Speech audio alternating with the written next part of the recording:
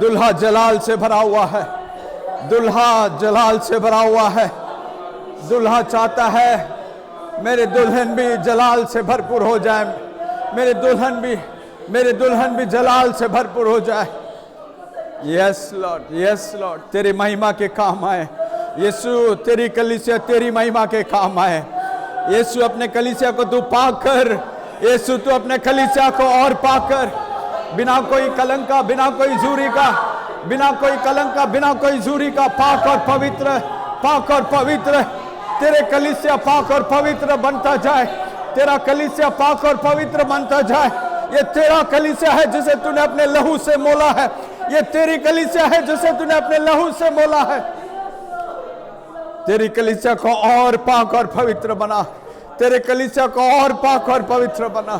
तू जल्द आने वाला है यीशु, तू जल्द आने वाला है यीशु, तू जल्द आने वाला है। अपने कलीसिया को उठा ले जाने के लिए, अपने कलीसिया को उठाने के लिए, अपने कलीसिया को उठाने के लिए यीशु तू जल्द आने वाला है। एक पाक और पवित्र कलीसिया, एक पाक और पवित्र कलीसिया, बिना कोई दाग का, बिना कोई कलंक का, बिना कोई झूरी का, महिमा से भरी हुई कलीसिया अपने सामने खड़े करने के लिए, अपने सामने खड़े करने के लिए यीशु तूने अपने जान अपने कलीसिया के लिए दिया है। ओ थैंक यू जीसस। हमें भी पाक बना तेरे कलाम के जरिए, तेरे कलाम के जरिए हमें और पाक बना यीशु। तूने कहा है जो पाक है वो और पाक बनता जाए, जो पाक है वो और पाक बनता जाए, जो धर्मी है वो और धर्म। Yes Lord, yes Lord.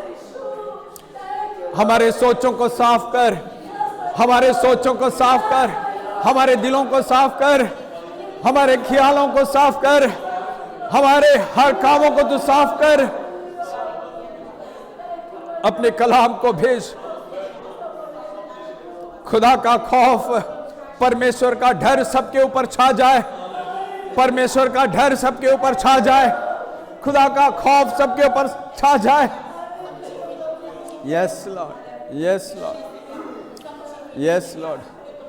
तू प्यार से भरा हुआ खुदावंद है यीशु, तू मोहब्बत से भरा हुआ खुदावंद है, तू प्यार से भरा हुआ प्रभु है, तू प्यार से भरा हुआ प्रभु है। अपने कलीसिया के लिए तूने अपना, यस लॉर्ड,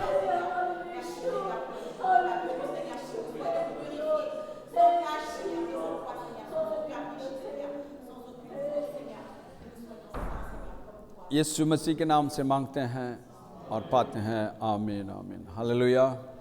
सब लोग बैठें। पिछले कुछ हफ्तों से हम यूहन्ना 13 के 35, यूहन्ना 13 के 35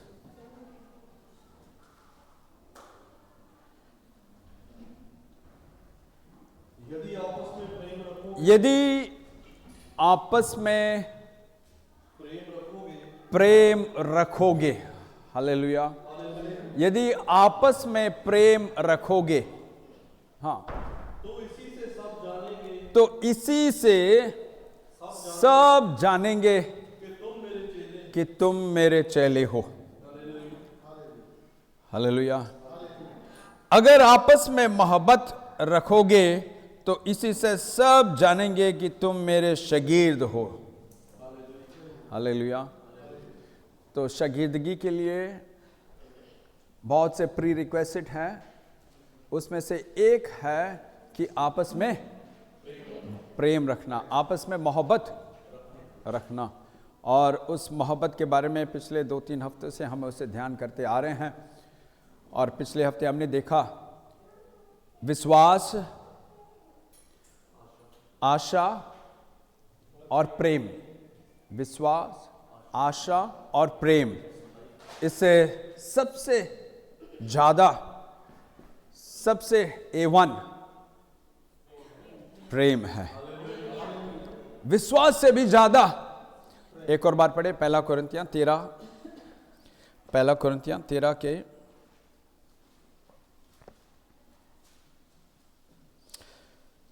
13, 1 कोरिन्थियां 13 के 13। पर अब विश्वास, आशा, प्रेम, ये तीनों स्थायी है, पर इनमें सबसे बड़ा प्रेम है। हालेलुया। याकूब के खिताब में हम देखते हैं कि शैतान भी विश्वास रखता है कि खुदा है, परमेश्वर है, पर वो डरता भी है, वो कांपता भी है। शैतान परमेश्वर से कांपता है, जिसका क्या मतलब है? अगर शैतान परमेश्वर से कांपता है तो उसका क्या मतलब है? कि उसके अंदर विश्वास है कि परमेश्वर है, खुदा है। तो बिना काम का विश्वास भी मरा हुआ विश्वास है। बिना हुआ काम का विश्वास भी मरा हुआ विश्वास है। तो विश्वास, आशा और प्रेम, ये तीनों स्थायी है। इसमें से सबसे बड़ा कौन सा है? प्रेम। उसी 1 कोरिन्थियां 13 के 8 को भी पढ़े। 1 कोरिन्थियां 13 के 8। हां, प्रेम। अगर हम कहते हैं कि मेरे अंदर प्रेम है, अगर मैं कहता हूं कि मेरे अंदर मोहब्बत है, और अगर मुझे जानना है कि ये प्रेम जो मैं कहता हूं कि मेरे अंदर है, ये सच्चा है, ये झूठा नहीं है। भाई संदीप हंस रहे हैं, कुछ सोच में आ गए हैं। मेरे अंदर प्रेम है, ये सच है, झूठा नहीं है, तो उसका सबूत क्या है? प्रेम टलता नहीं है। हालेलुया। सब टल जाता है पर प्रेम टलता नहीं है। हालेलुया। प्रेम नहीं टलता है। हां, आगे पढ़े। भविष्यवाणी हो। आत्मिक वरदान में से बहुत से लोग चाहते हैं कि मैं भविष्यवाणी करूं, मैं नबी बन जाऊं। नहीं, बहुत से लोग चाहते हैं, बहुत से लोग चाहते हैं कि नबूवत करने से कॉलर थोड़ा ऊपर हो जाता है, कि मैं कौन बन जाऊं? नबी बन जाऊं। तो नबूवत, भविष्यवाणी भी समाप्त होता है। हां हां, आगे। भाषाएं हो, गैर जबान हो, भाषाएं हो, वो भी हाँ, अरे उससे भी बढ़कर कुछ है। भविष्यवाणी और भाषाओं से भी बढ़कर कुछ है। अरे है भाई, प्रेम। क्या है? प्रेम। हाँ, उसको पढ़े। हाँ, ज्ञान भी। अरे देखो क्या क्या क्या लिस्ट में डाला है पौलुस ने। भविष्यवाणी, भाषाएं, ज्ञान, इलम। अरे इलम भी एक दिन, हाँ, जब हम यीशु से मिलेंगे, एक दिन हम यीशु से मिलने वाले हैं, तब भविष्यवाणी की जरूरत नहीं है, तब भाषाओं की जरूरत नहीं है। हालेलुया। हाँ, तब ज्ञान की भी जरूरत नहीं है, तब ज्ञान की भी जरूरत नहीं है। एक और बार पढ़े। हाँ, प्रेम कभी टलता नहीं। हाँ,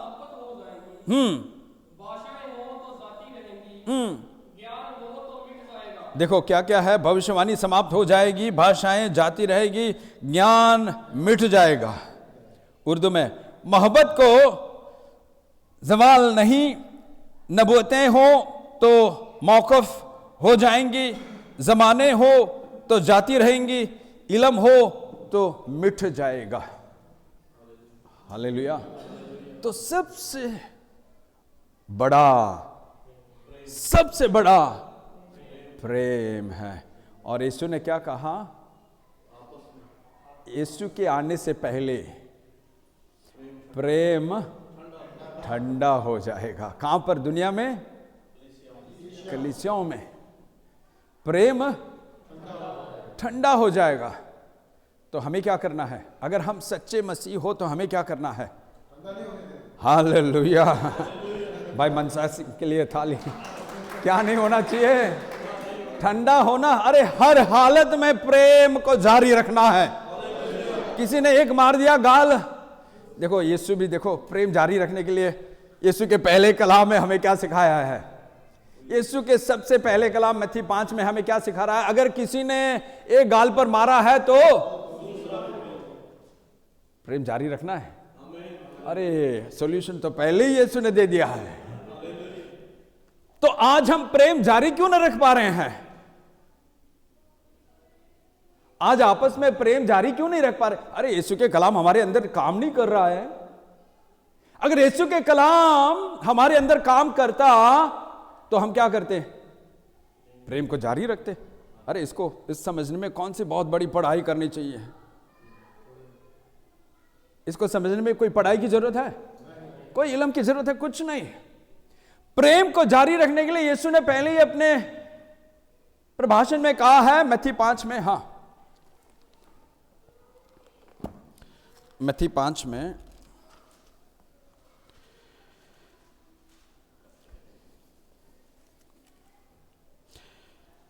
39, अच्छा 38 से पढ़े, 38 39। तुम सुन चुके हो कि कहा गया था। कब की बात है? पुराने अहदनामा। कब की बात है? हां, कहा गया था किसके बदले?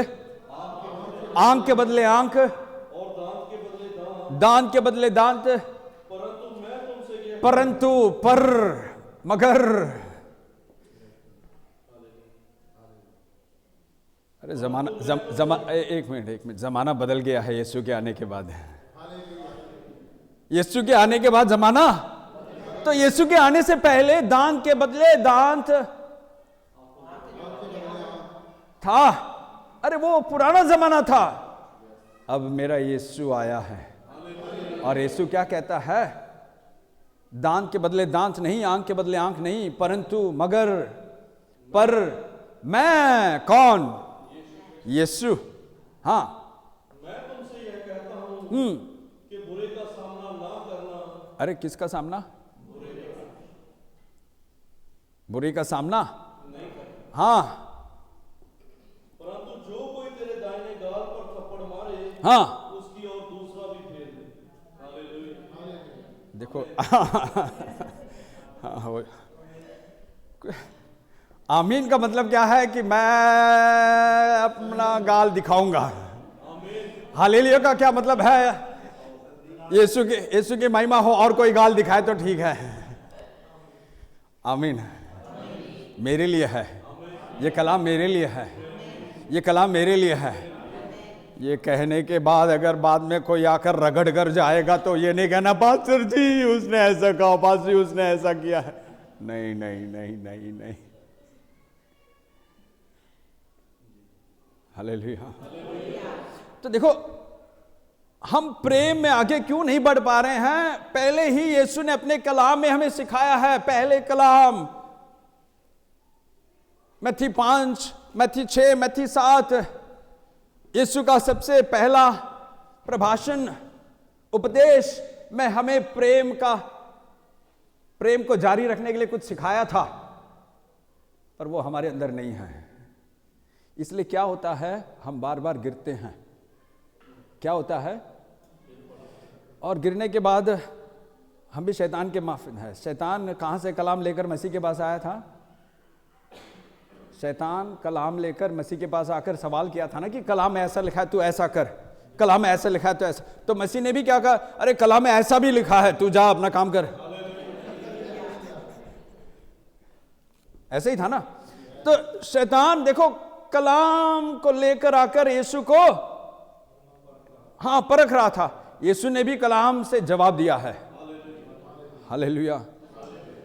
तो अगर कोई आकर हमें कुछ कहें, कुछ करें, तो हमें क्या करना है? यीशु हमें क्या सिखा रहा है?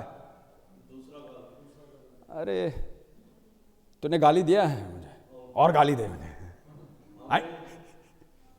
ये कौन सा उपदेश है? ये नया है, ये यीशु का है। तूने मुझे गाली दिया है और दे भाई। देखो कोई आमीन नहीं कहता। हम नहीं बदलेंगे क्योंकि मेरा बाप नहीं बदलता है। वो कल और आज और आने वाला कल नहीं बदलता। मैं कहाँ बदलूं? मैं भी नहीं बदलूंगा। यीशु कहता है जमाना बदल गया भाई, तू तो बदल। जमाना, पुराने जमाने में बताया था कि दांत के बदले दांत, आंख के बदले दांत। अभी मैं तुमसे कहता हूं बदल जा। मैं तुमसे कहता हूं, हाँ। तो प्रेम को जारी रखना है तो क्या करना है? उसको, हाँ, कलाम को हमारी जिंदगी बनाना है। अब देखो, कुछ लोग जब कलाम के अधीन नहीं होते हैं तो गिर जाते हैं, और परमेश्वर उनको अपने पैरों पर खड़ा करता है, और वो कलाम को लेकर आकर कहते हैं धर्मी 7 बार गिरता है तो भी परमेश्वर खड़ा करता है, मैं 70 बार गिरूंगा। मेरे साथ हो कितने बार?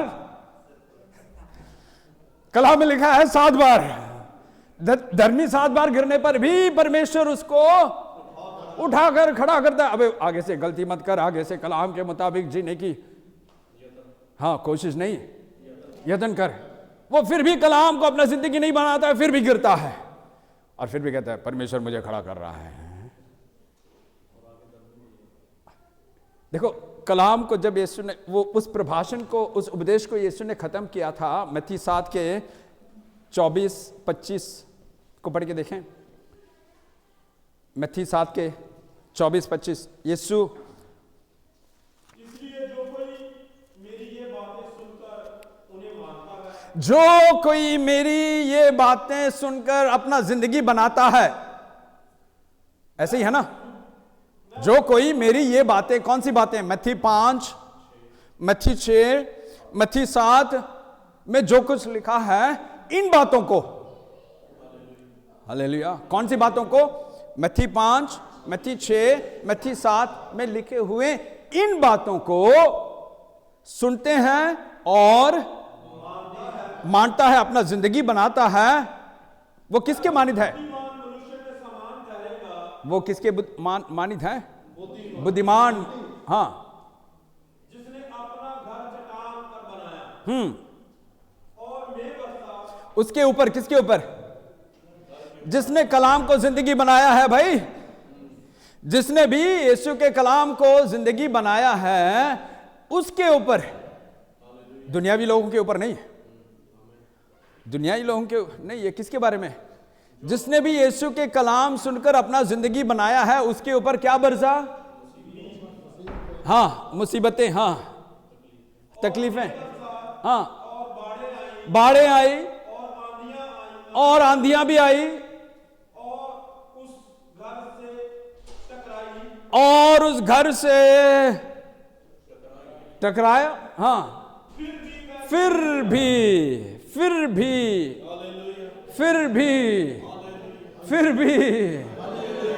भी वो धर्मी खड़ा था। अरे वो ये नहीं कह रहा है कि धर्मी 7 बार गिरा तो भी परमेश्वर खड़ा करेगा। अरे वो कहता है मैं नहीं गिरूंगा। तो गिरने वाला कौन है? आगे बढ़ के देखें थोड़ा। क्योंकि उसकी नींव, हाँ, क्योंकि उसकी नींव, फाउंडेशन, मसीही जिंदगी का फाउंडेशन कहां पर है? यीशु के कलाम पर है।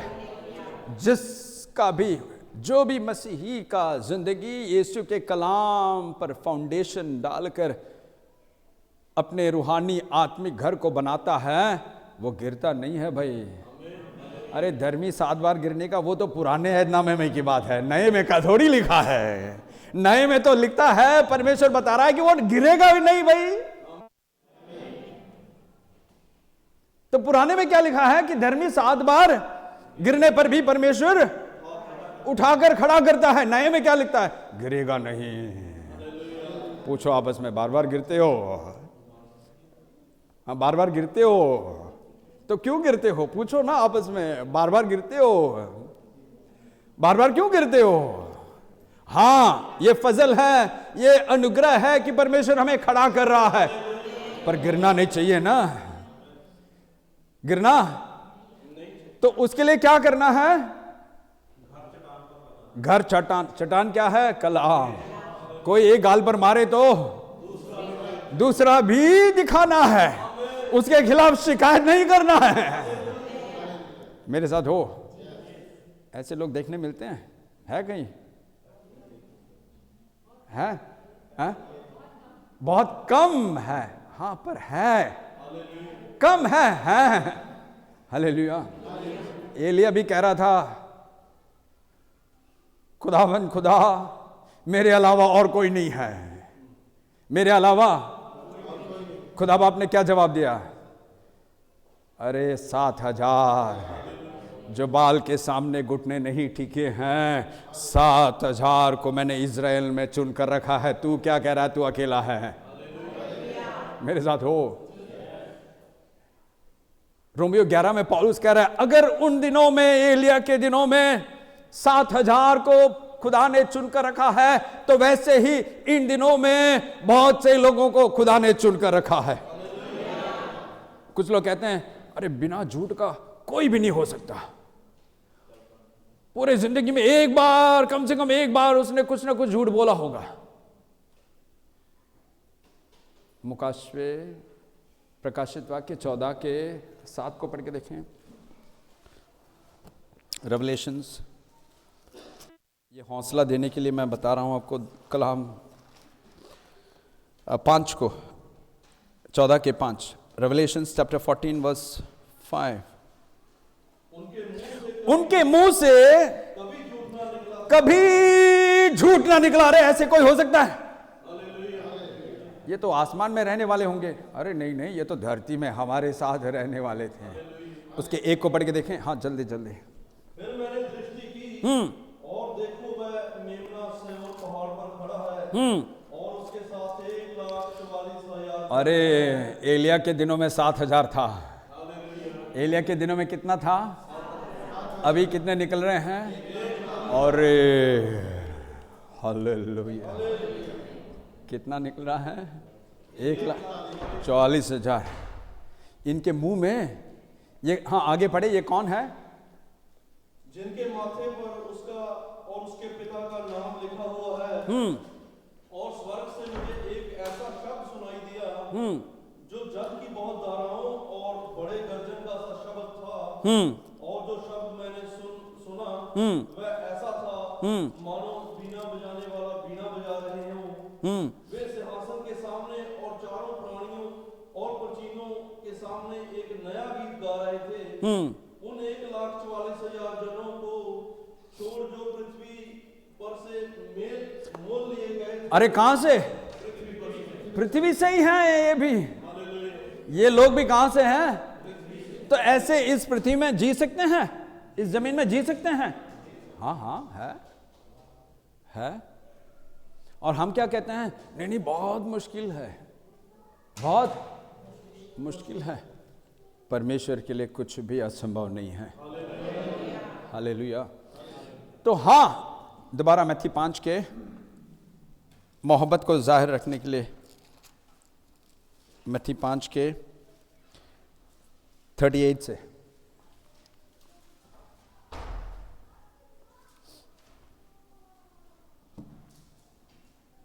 तुम सुन चुके हो कि कहा गया था, हाँ, आंख के बदले आंख, आंख के बदले आंख, और दांत के बदले दांत।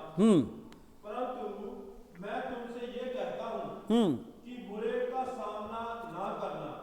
परंतु जो कोई तेरे दाहिने गाल पर थप्पड़ मारे, उसकी ओर दूसरा भी फेर दे।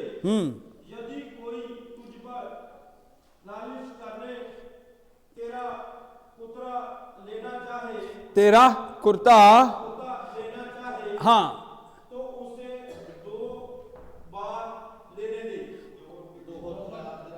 उसको ठीक तरह से पढ़े। हाँ, अच्छा 38 से एक और बार पढ़े। हाँ, तुम सुन चुके हो कि कहा गया था, आंख के बदले आंख, हाँ, और दांत के बदले दांत।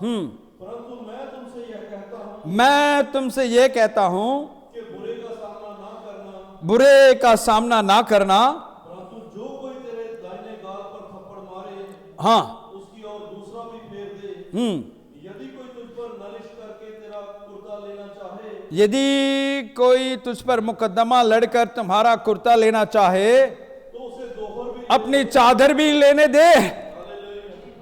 देखो, आमीन नहीं आ रहा है। आमीन का मतलब क्या है? मैं चादर देने तैयार हूं। कोई मुकदमा लड़कर मेरे पास मुकदमा लड़कर मेरा कुर्ता लेना चाहे तो मैं उसको मेरा चादर भी दे दूंगा। अरे ऐसे लोग गिरते नहीं हैं, ऐसे लोग गिरते नहीं हैं। तो जो इन कलाम ऐसे कलाम को अपने ज़िंदगी नहीं बनाते हैं, उन पर जब बाढ़ आता है, तूफान आता है, ये लोग क्या कर जाते हैं? गिर जाते हैं। लिखा है ना, मत्ती 7 के आगे पढ़ के देखें, 26-27, मत्ती 7 के। परंतु जो कोई मेरी ये बातें सुनता है, जो कोई मेरे बातें संडे कलाम सुनता है, यूट्यूब में कलाम सुनता है, ये सब कलाम सुनते आए हैं, और उन पर नहीं चलता, और उन पर नहीं चलता। अरे ये सब बहुत मुश्किल है पास्टर जी।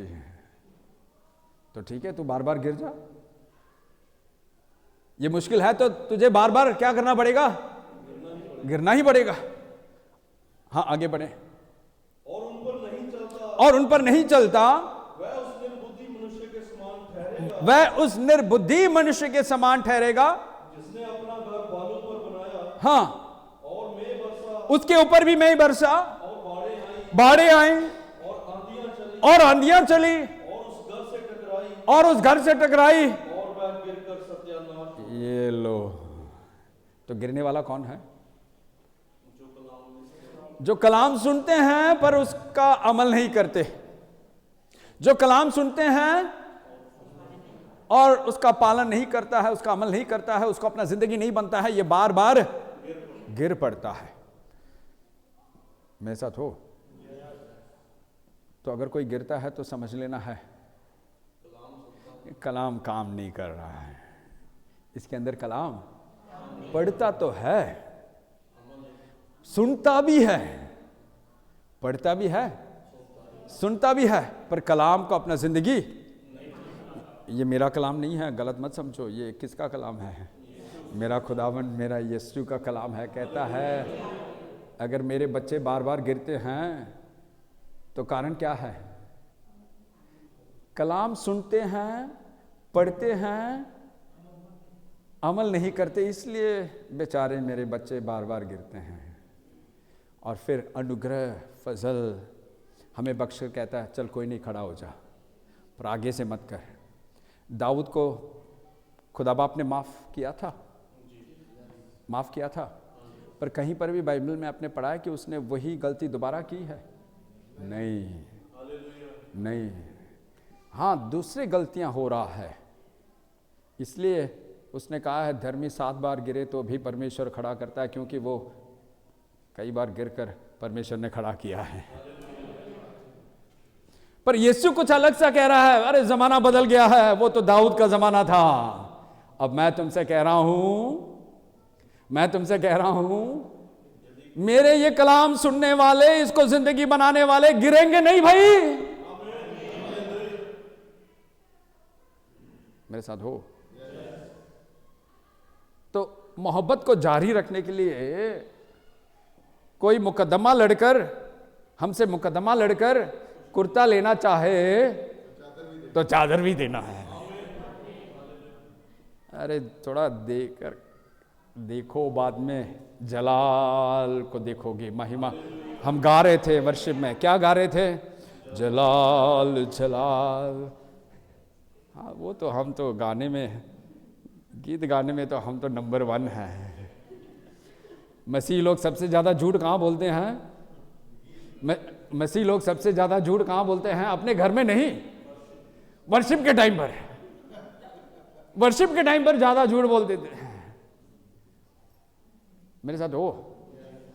तो गीत भी हमें सोचकर गाना है। ये पास्टर भी हमें मुसीबत में डालता है।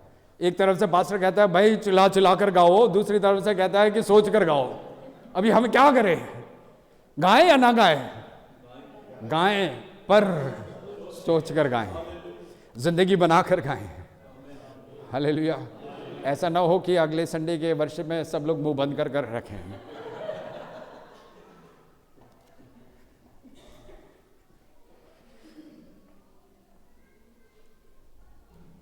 तो यीशु कह रहा है मोहब्बत को जारी रखना है अंत तक,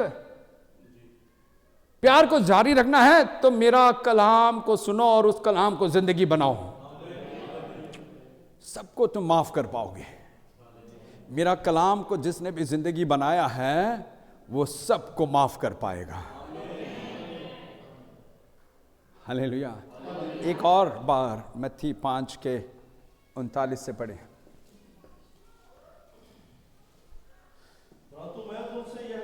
परंतु जमाना बदल गया है। परंतु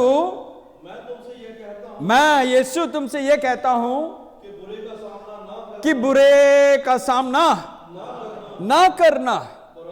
परंतु जो कोई तेरे दाहिने गाल पर थप्पड़ मारे, तो ये बुरे लोग हैं ना।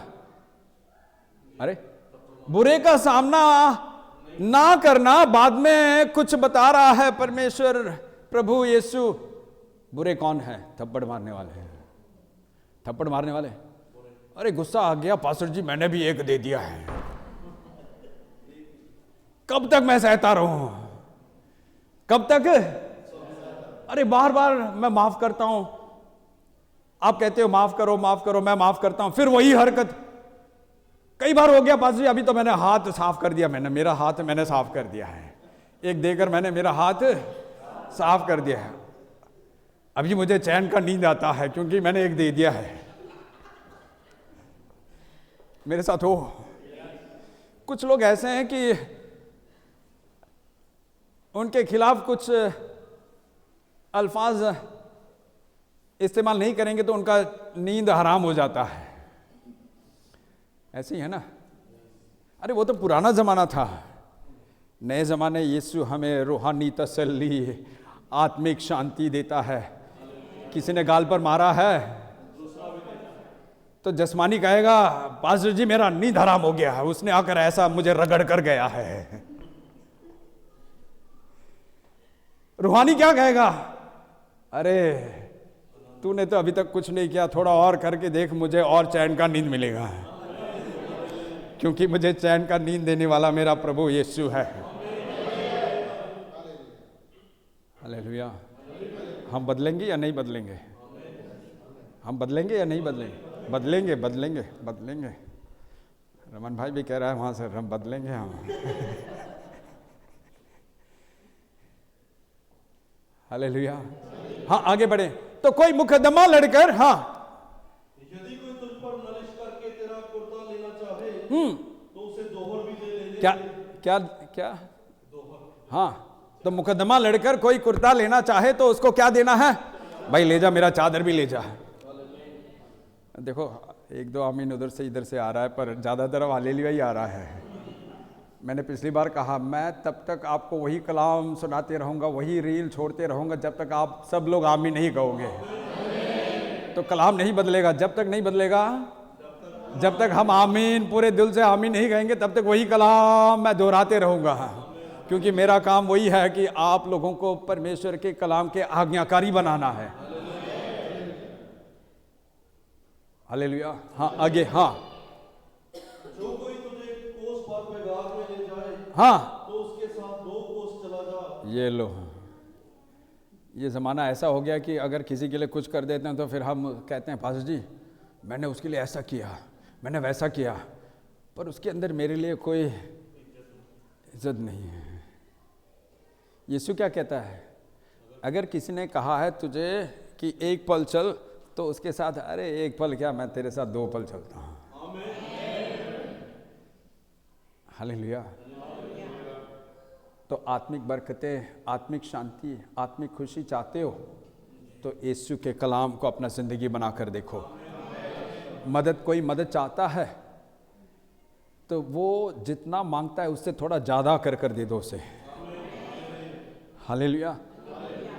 अगर ये सब हम करेंगे तो लाजिम यीशु कहता है कुछ भी भाड़, कुछ भी तेरे ऊपर आए तो नहीं गिरेगा। प्रेम, मोहब्बत तो अंत तक जारी रखेगा। हालेलुया। हाँ आगे पढ़े। हाँ, जो कोई तुझसे मांगे उसे दे दे, उसे दे दे। हाँ, और जो तुझसे उधार लेना चाहे, हाँ, उससे मुंह ना मोड़। उसे।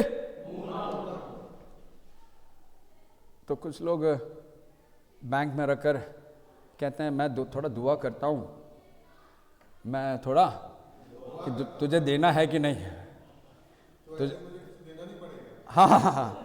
फिर यीशु के नाम से कहेगा अरे मुझे जवाब नहीं आया, मैं दुआ में और दुआ में रखता हूँ और दुआ में रखता हूँ, फिर कभी भी जवाब आएगा भी नहीं। तो बैंक में रखे हो, बैंक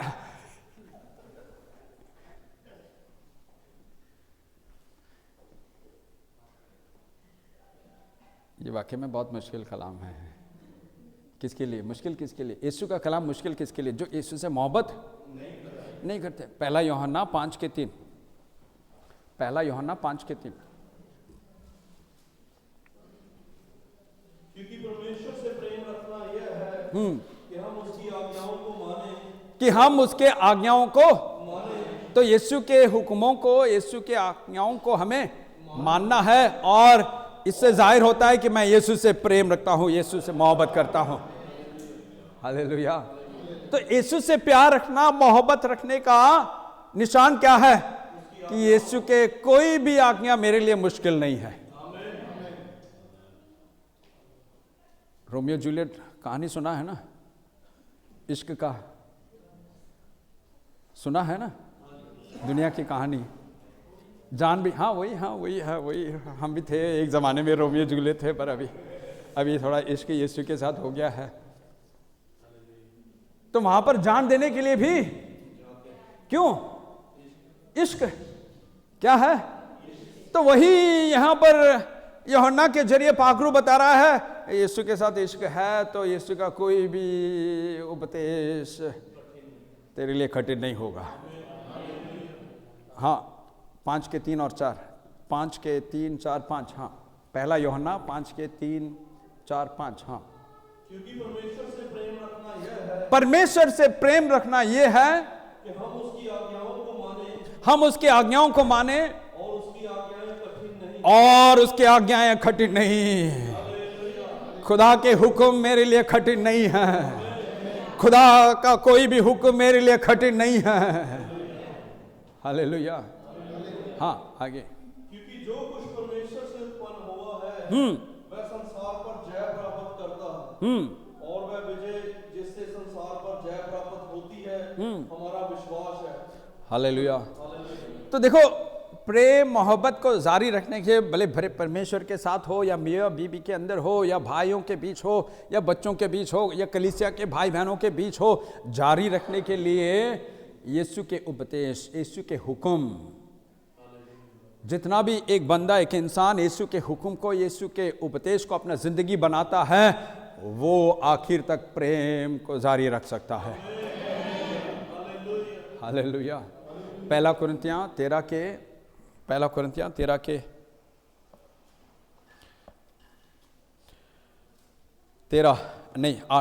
8। प्रेम कभी टलता नहीं, भविष्यवाणियां हो तो समाप्त हो जाएंगी, भाषाएं हो तो जाती रहेंगी, ज्ञान हो तो मिट जाएगा, क्योंकि हमारा ज्ञान अधूरा है और हमारी भविष्यवाणियां अधूरी हैं। हालेलुया। तो आखिर तक बना रहने वाला चीज क्या है? भविष्यवाणी, भाषाएं, क्या है? प्रेम, मोहब्बत। तो वाकई में अगर हमारे अंदर मोहब्बत है तो वो आखिर तक बना रहेगा। हालेलुया। अब इस प्रेम मोहब्बत को और थोड़ा गहराई में दूसरे लेवल पर हम देखेंगे। हिंदी में कभी कभी ऐसे अल्फाज भी प्रेम के लिए इस्तेमाल किया गया है, प्यार, चाह, स्नेह, प्रणय, प्रीति। ये सब प्रेम के अलग अलग नाम है। क्या क्या है? प्यार, चाह, स्नेह, प्रणय, प्रीति। उर्दू में अजीज, इश्क, ख्वाहिश, मोहब्बत, है ना। तो ऐसे ही बाइबल में भी इसके गहराई में हमें कुछ यीशु सिखा रहा है। तो मोहब्बत हर इंसान के साथ, प्यार हर इंसान के साथ एक किस्म का नहीं होता है। मेरे साथ हो? उसको थोड़ा और गहराई में देखेंगे। तो पहला है परमेश्वर का प्यार, उसको अगापे कहते हैं ग्रीक में। क्या कहते हैं? अगापे। हमने पहली कलाम में हमने देखा यीशु पतरस से कौन से प्यार मोहब्बत मांग रहा था? अगापे। कौन सा? 3 बार सवाल किया था यीशु ने पतरस से कि क्या तू मुझसे, और पतरस ने पहले 2 बार क्या जवाब दिया? प्रीति। तीसरे बार यीशु खुद प्रीति पर उतर आकर कहता है क्या तू मुझसे प्रीति रखता है? तो पतरस ने कहा तू जानता है कि मैं तुझसे। तो हमने वहां पर देखा उर्दू में मोहब्बत और अजीज। यीशु पूछ रहा है सवाल में मोहब्बत और पतरस जवाब में अजीज। और तीसरी बार यीशु खुद क्या तू मुझसे अजीज रखता है? तो पतरस कहता है हां तू जानता है कि मैं तुझसे अजीज रखता हूं। तो वहां पर हम देखते हैं कि यीशु खुद जब मोहब्बत से अजीज की ओर उतर आ रहा है, प्रेम से प्रीति पर उतर आ रहा है, उसमें कुछ फर्क है, उसमें कुछ। तो भेड़ों को चराने के लिए, भेड़ों को चराने के लिए एक पास्टर के अंदर, एक चरवाही के अंदर या एक बुजुर्ग के अंदर, के बुजुर्ग हो जो भी भेड़ों को चलाते हैं, उनके अंदर प्रेम मोहब्बत की जरूरत है। प्रीति नहीं, अजीज नहीं। प्रीति नहीं, अजीज नहीं, क्योंकि मोहब्बत जान देकर प्रेम करने वाले मोहब्बत को अगापे लव कहते हैं, मोहब्बत कहते हैं, प्रेम कहते हैं। हालेलुया। यूहन्ना 3:16।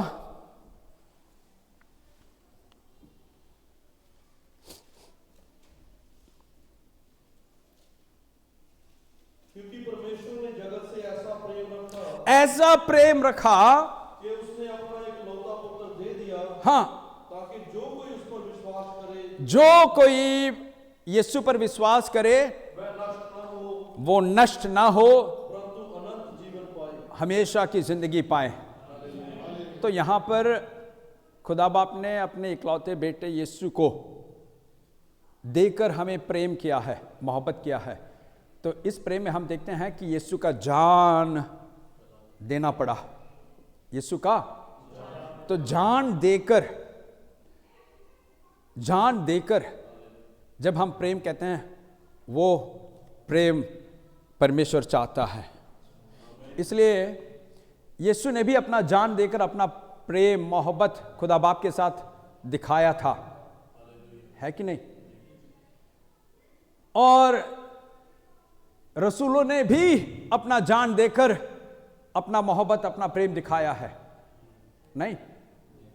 तो यीशु पतरस से क्या चाहता था? कौन सा मोहब्बत, कौन सा प्रेम? अपना जान भी। हमने पिछले बार भी देखा, पहला यूहन्ना 3:16, पहला यूहन्ना 3:16, पहला यूहन्ना 3:16।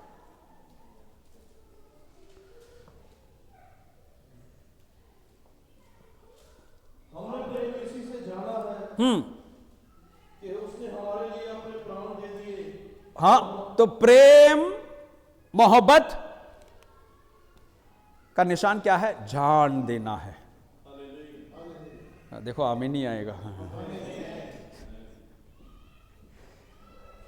मोहब्बत प्रेम का निशान क्या है? जान देकर।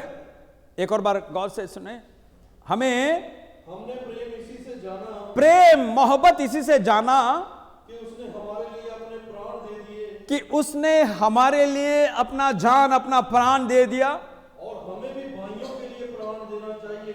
आमीन। ये नहीं कहा कि हमें भाइयों के लिए मोहब्बत नहीं, जान देना है। तो जान देकर जो प्रेम मोहब्बत दिखाते हैं वो खुदा के लिए होता है, खुदा के ओर से होता है, और वो खुदा चाहता है।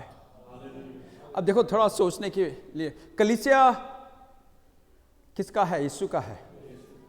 जब सौल कलीसिया के खिलाफ मसीही लोगों को सता रहे थे, उनका कत्ल कर रहे थे, तो यीशु चुप था, नहीं?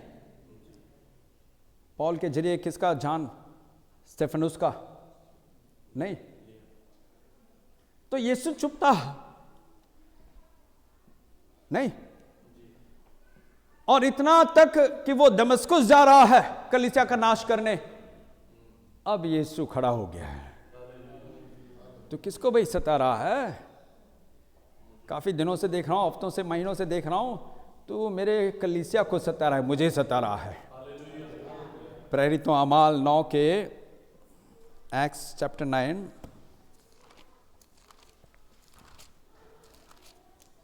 एक्ट्स चैप्टर 9 वर्स 3 and 4, 3 और 4। अमाल 9 के 3 और 4, प्रेरितों 9 के 3 और 4। परंतु चलते चलते जब दिमशक तक के निकट पहुंचा, तो एकाएक आकाश से उसके चारों ओर ज्योति चमकी, और वह भूमि पर गिर पड़ा, और यह शब्द सुना, हे शाऊल, तू मुझे क्यों सताता? अरे किसको? यीशु ने ये नहीं कहा कि मेरे कलीसिया को, मेरे लोगों को। यीशु ने क्या कहा? मुझे क्यों सता रहा है?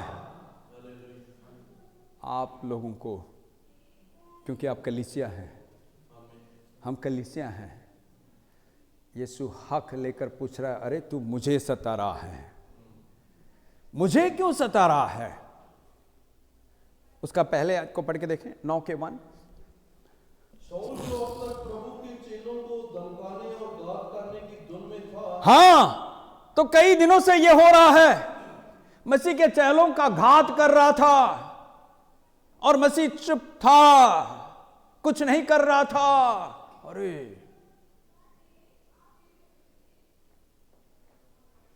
क्योंकि उन्होंने मसीह का कलाम को अपना जिंदगी बनाया था। कोई एक गाल पर मारे तो दूसरा भी दिखाओ।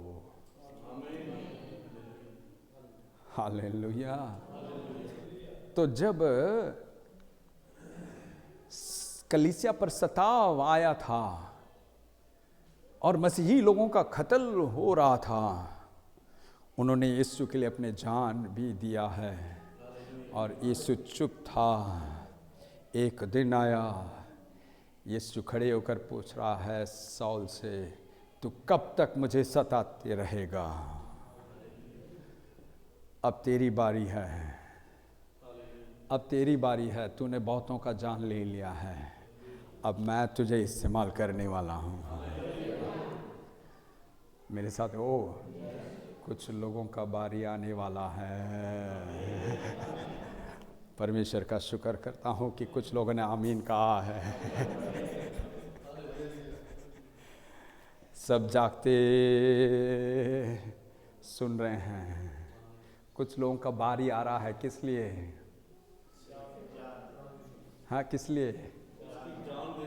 किस लिए?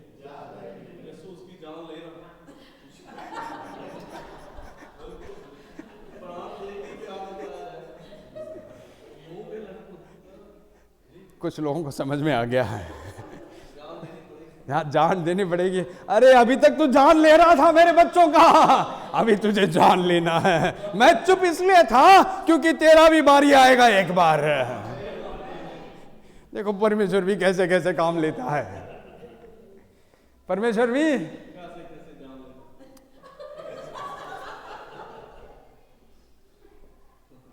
जान देने वाले खुशी से देते हैं, रोते रोते नहीं देते हैं। संदीप भाई रोते रोते दे रहे हो, हंस हंस के। हाँ, कोई जरा मार कर देखो इनको, यहां पर नहीं, बाहर।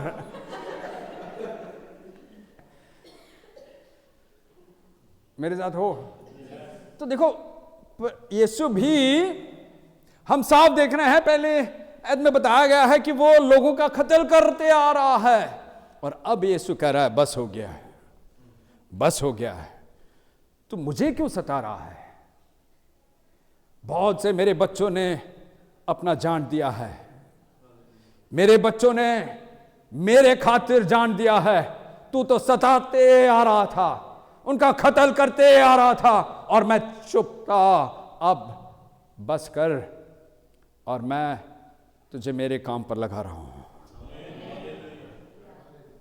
और ऐसा सताव पौल के ऊपर आया। कलीसियाएं पौल के जरिए नए नए कलीसियाएं शुरू हो रहा था। सताव, इतना सताव पौलुस के ऊपर, फिर भी वो कहता है जियूं तो यीशु के लिए, मरूं तो यीशु। अरे पौलुस आग में पका हुआ बंदा है, सूरज के किरणें उस पर कुछ असर नहीं कर सकता। अरे थोड़ा आग में पकने दो, कहो आपस में थोड़ा आग में पक जाओ। आग के भट्टी में, कहां पर? कुछ लोग आग को देखकर भागते हैं। अरे आग के भट्टी में पकना है। हाँ, एजेकिएल, हाँ पढ़े, अच्छी बात है, पाखरू का शुक्रिया। एजेकिएल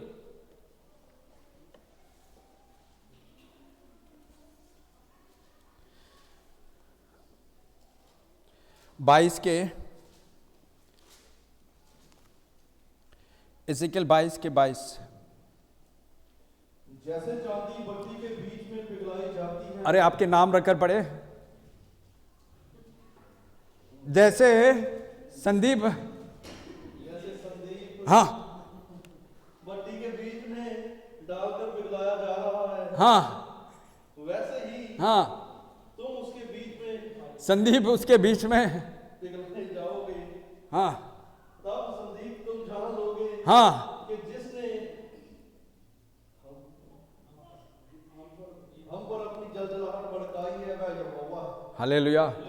इसको थोड़ा और गहराई में समझेंगे। ये सब कहाँ हो रहा है? New Jerusalem church. कहाँ पर हो रहा है? नई यरूशलेम कलीसिया। मेरे कुछ लोग मेरे से पूछते हैं, पास्टर जी दूसरे कलीसिया में इतने खराब लोग नहीं हैं, आपके कलीसिया में इतने खराब लोग क्यों निकल रहे हैं?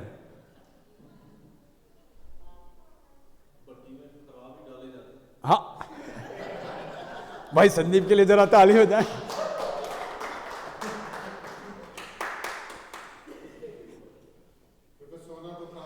सोना, हाँ, बहुत से लोग भट्टी को देखकर भाग चुके हैं। कुछ लोग बैठे हैं। रमन भाई आमीन कह रहा है। हाँ, कुछ लोग देखो, बहुत से लोग कई बहाने निकाल कर चले गए हैं। कुछ लोग कह रहे थे, हम उसको आगे पढ़ेंगे, थोड़ा और वक्त है। कुछ लोग कह रहे थे कि इस कलीसिया में वो रूहानी प्रार्थना, उसको क्या कहते हैं, जस्मानी ये मेरे बाप, हाँ, ये मेरे बाप, स्वर्गीय प्रार्थना इस कलीसिया में नहीं हो रहा है, इसलिए हम इस कलीसिया नहीं जा रहे हैं। नहीं, आपने सुना है, कुछ लोगों ने आपसे भी पूछा है, भाई आपके कलीसिया में, सारी कलीसिया में हो रहा है, आपकी कलीसिया में ये दुआ नहीं क्यों नहीं हो रहा है? मैंने तो एक ही जवाब दिया है कि हम मुंह से दोहराने वाले नहीं हैं, हम उस प्रार्थना को, उस दुआ को जीने वाले हैं।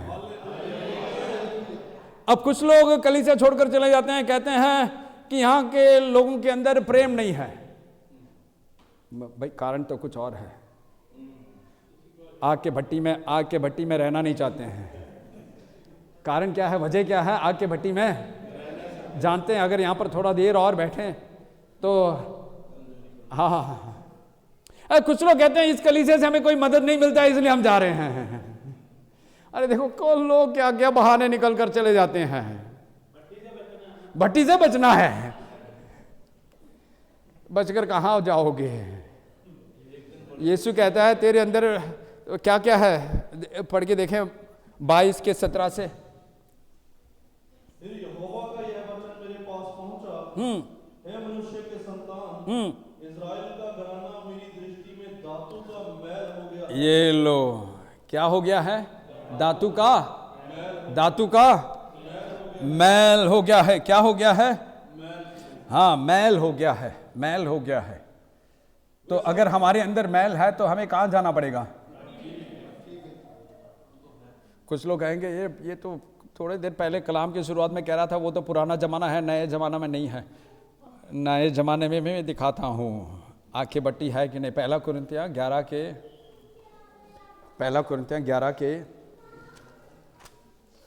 जल्दी, पहला कुरिन्थियाँ 11 के 32 को, पहला कुरिन्थियों 11:32 को।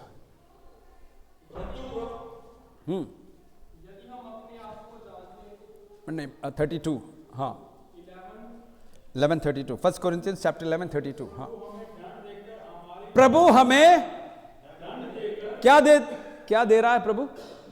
किसको? दुनिया के लोगों को? अरे कलीसिया को। किसको? क्योंकि कलीसिया के अंदर बहुत मैल आ गया है। कौन ले आया है?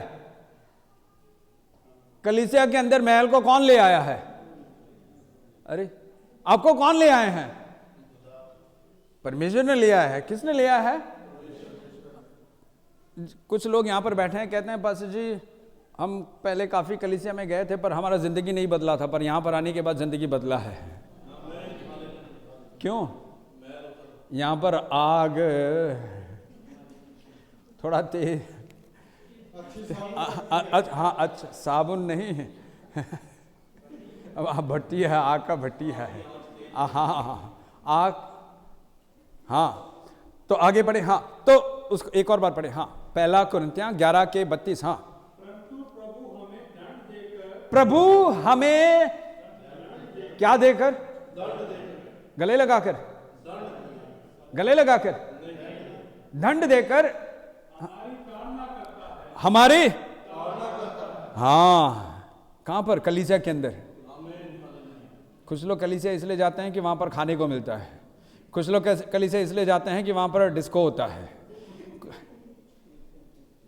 अरे नई यरूशलेम कलीसिया रिकॉर्डिंग में जा रहा है, अच्छी बात है। नई यरूशलेम कलीसिया में दंड मिलता है, बैठना है तो बैठे हैं भाई, क्योंकि यहाँ पर मैल सब धुलता है। यहाँ पर कपड़ा जब पत्थर के ऊपर मार कर मैल निकाल बेचारा। अगर बहुत मैल होता है तो हम क्या करते हैं? कपड़े को पत्थर मार कर मैल नहीं तो ज्यादा मार खाने वाला कपड़ा कौन सा होता है? आग के भट्टी में किसको डाला जाता है? ज्यादा मैल है नहीं। तो हम देखते हैं परमेश्वर हमें बता रहा है कि कलीसिया में परमेश्वर खुदा बाप क्या कर रहा है? दंड देकर, हाँ आगे पढ़े, सुधार रहा है। आगे पढ़े। हाँ, दंड देकर हमारी ताड़ना करता है, इसलिए कि हम संसार के साथ दोषी न ठहरे। हाँ, कारण क्या है? वजह क्या है? कि जब दुनिया का न्याय होगा, जजमेंट होगा, कलीसिया बच जाए। तो मकसद क्या है? एक दिन दुनिया का न्याय, दुनिया के लोगों का न्याय होने वाला है। तो दुनिया से हमें परमेश्वर अलग कर कर अपने आग के भट्टी में ले आकर हमें हमारे सारे महल को उतार रहा है, महल को उतार रहा है। हालेलुया।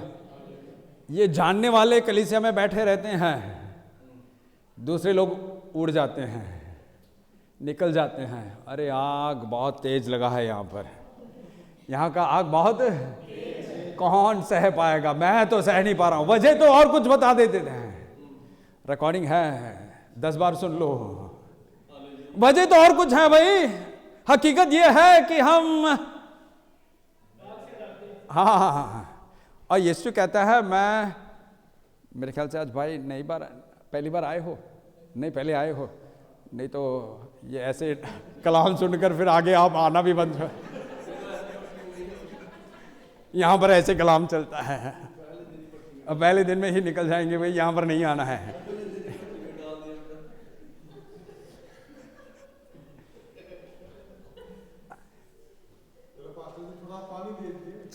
बाद में है ना, बाद में मैल उतारने के बाद फिर पानी में बार बार कपड़े को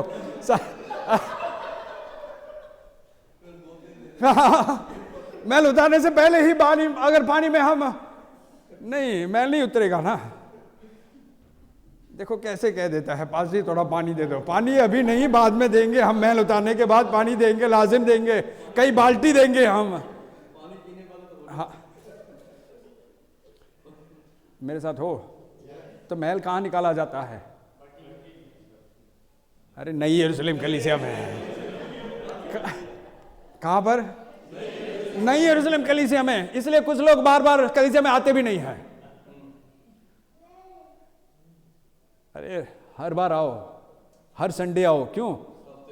जितना भी मैं, हाँ, हफ्ते भर का मैं सारा निकलेगा। हालेलुया। हाँ, तो हम नए यदनामा में भी देखते हैं कि यीशु क्या करता है, अपने कलीसिया का मैल उतारता है। उसके लिए कलीसिया जाना है हमें। वो कलीसिया जाना है जहां पर डिस्को नहीं होता है। वो कलीसिया जाना है वहां पर खाना पीना, वहां पर खाली रूहानी खाना, आत्मिक खाना। हालेलुया। तो कलीसिया में क्या होता है? मैल उतारा जाता है। तो आप लोग क्यों बैठे हैं?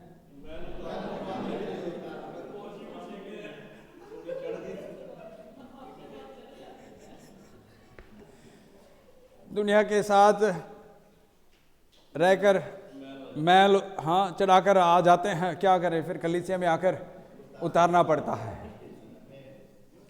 मेरे साथ हो? तो कलीसिया का मकसद क्या है? संत लोगों को योग्य बनाना। इफिसियां 4 के, मैंने पहले भी इसका जिक्र किया है, इफिसियां 4 के 12, मुकद्दस लोगों को कामिल बनाए। इफिसियां 2 के 4 के 12, हाँ, इफिसियां 4 के 12। जिससे पवित्र लोग सिद्ध हो जाएं और सेवा का काम किया जाए और मसीह की देख उन्नति पाए।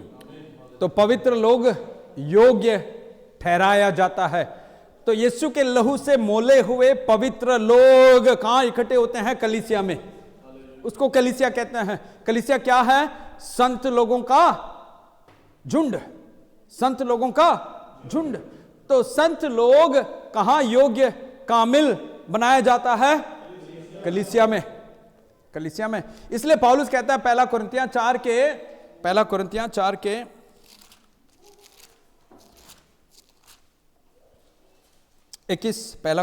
के 21। तुम क्या चाहते हो? क्या मैं छड़ी लेकर तुम्हारे पास आऊं? अरे क्या लेकर आऊं? ये तो दुनियावी, नहीं, ये कलीसिया के अंदर की बात है। ये देखो, ये रिकॉर्डिंग सारे दुनिया के लोग भी सुनेंगे। तो कलीसिया में क्या होता है? छड़ी का इस्तेमाल कहाँ होता है? घर में माँ बाप करते हैं। कलीसिया में कुछ लोग कहते हैं हम आपके कलीसिया इसलिए नहीं आते क्योंकि वहां पर हमें फैशन शो करने को नहीं मिलता है। हम जब भी नए साड़ी खरीदते हैं, नए कोट सूट खरीदते हैं, हमें थोड़ा दिखावट के लिए हमें कलीसिया आना चाहते हैं, और तुम्हारे पास इसके खिलाफ हैं। हाँ,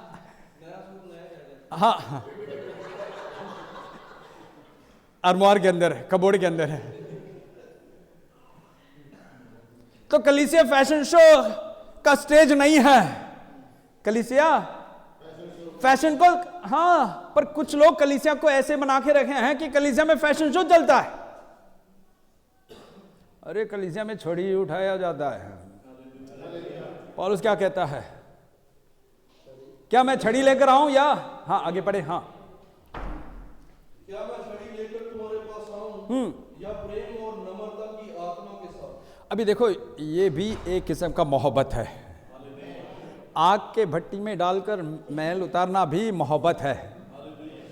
छड़ी के जरिए हमें सही करना भी मोहब्बत है। अरे ये भी मोहब्बत है। हाँ, ये सबसे बड़ा मोहब्बत है। इब्रानियों 12 के 5 और 6, जल्दी जल्दी खत्म करते हैं। इब्रानियों 12 के 5 और 6।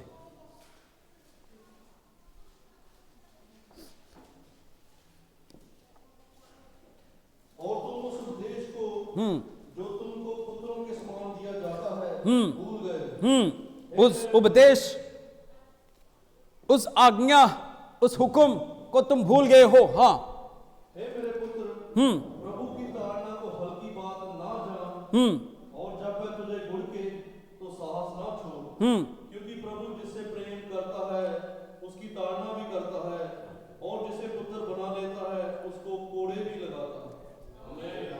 हाँ, कुछ लोग आमीन कह रहे हैं। तो दो किस्म के प्रेम को आज हमने देखा है, एक परमेश्वर और इंसान के बीच, एक माँ बाप और बच्चों के बीच, रूहानी बाप, आत्मिक पिता और आत्मिक बच्चों के बीच। हालेलुया। दो किस्म। दूसरा किस्म के प्रेम को ग्रीक में स्टोर्ज कहते हैं। Storge, STORGE।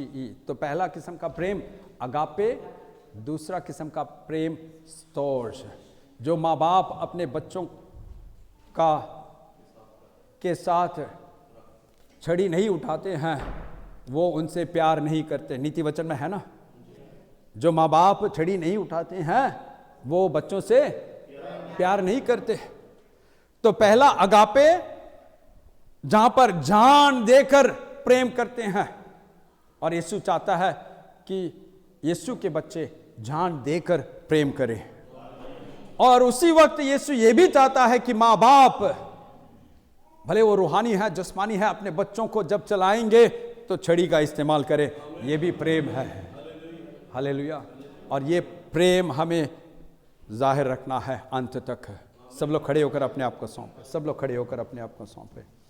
प्रेम में बने रहना है हमें, आपस में प्रेम में बने रहना है। और जब हम आपस में प्रेम में बने रहते हैं, यीशु कहता है तुम मेरे शागिर्द कहलाओगे, तुम मेरे चेहले कहलाओगे। सब लोग अपने आप को सौंपे, जल्दी जल्दी 2 मिनट के लिए सब लोग अपने आप को सौंपे। Yes Lord, thank you Lord, तेरे उस प्रेम के लिए, उस मोहब्बत के लिए, तेरे उस अगापे प्रेम के लिए, तेरे उस अगापे मोहब्बत के लिए हम तेरे शुक्रिया अदा करते हैं। Oh thank you Lord, thank you Lord.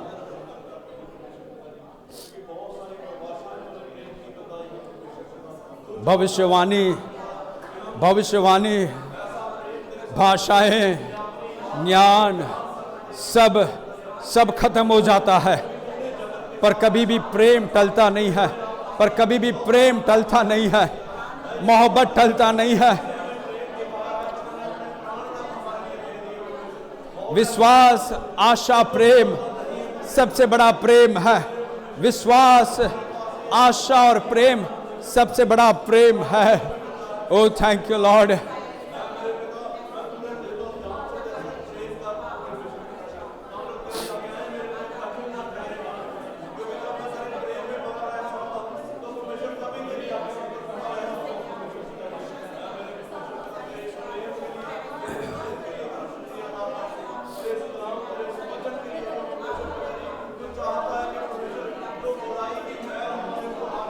सारा मैल हमारे ऊपर, हमारे अंदर, हमारे सोचों में, हमारे ख्यालों में, हमारे जिंदगी में जो भी मैल है वो सब तेरे कलाम के जरिए, ओ तेरे कलाम के जरिए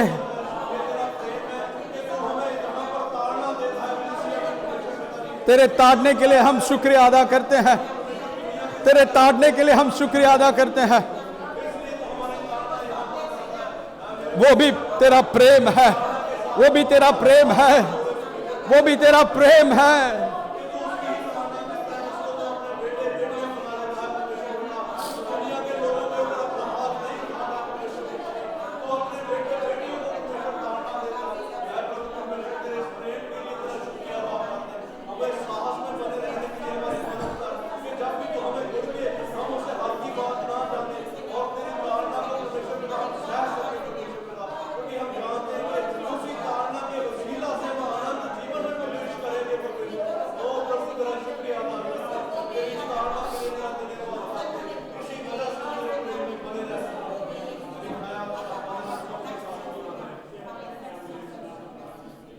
प्रभु यीशु मसीह के नाम से मांगते हैं और पाते हैं। आमीन आमीन। हम प्रभु भोजन के लिए अपने आप को तैयार करें।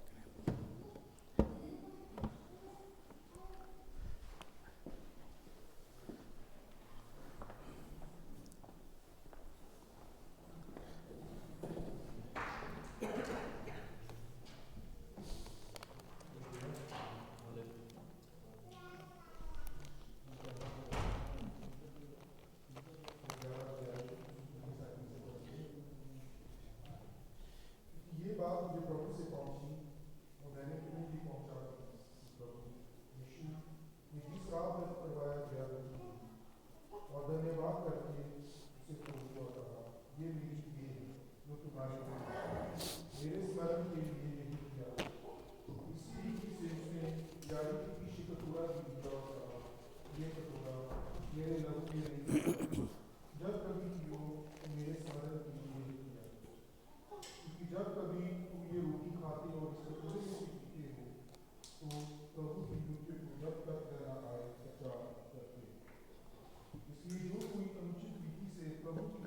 खाई या उसके कटोरे में से पी, वह प्रभु की और लहू का अपराध है। इसलिए मनुष्य अपने आप को जांच ले और इसी रीति से इस रोटी में से खाए और इस कटोरे में से पिए, क्योंकि जो खाते पीते समय प्रभु की देह को ना पहचाने, वह इस खाने और पीने से अपने ऊपर दंड लाता है। इसी कारण तुम्हें बहुत से निर्बल और रोगी हैं और बहुत से सूखी हैं।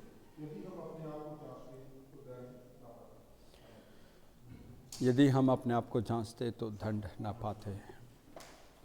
यदि हम अपने आप को जांचते तो दंड ना पाते। यदि हम अपने आप को जांचते तो दंड ना पाते। यदि हम अपने आप को जांचते तो दंड ना पाते। उस रात यीशु ने रोटी शुक्रिया अदा कर कर उसे तोड़ा